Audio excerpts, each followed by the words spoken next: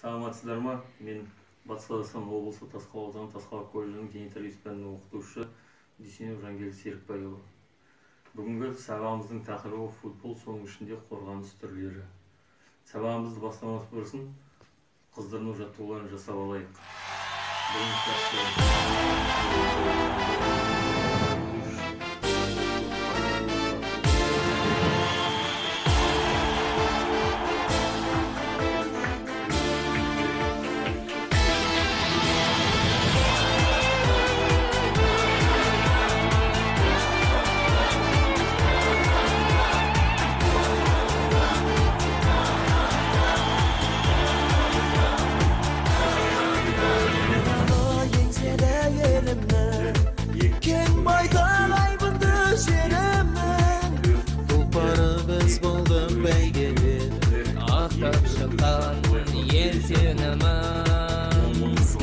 Алтын мен күмісін сыйлаған еліне жеңісін.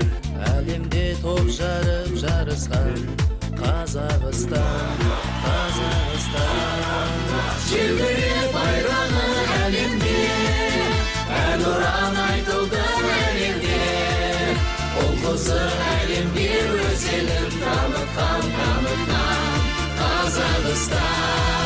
Желбіреп байрағы әлемде, әнұран айтылды әлемде.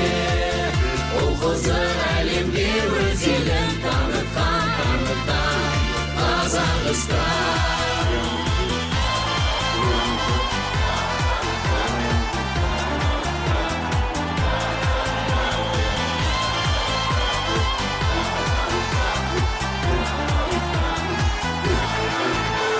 Последний рывок и побед, слышны крики с трибун Казахстан. Мы смогли оправдали надежды всех, кто нам верит. Аймақтық қорғаныс тез және баяу шабуылға қарсы және белгілі аймақта қарсыластарына қарсы тұруға күш ұйымдастыра білу. Соған арналған жаттығулар. Екеуге екеу қарсы. Ойын алаңның бір жақ шетінде өткізіледі. Екі қорғаушы екі шабуылшыға қарсы ойнайды. Қорғаушылар қарсыластарының жолын жабуға тырысады.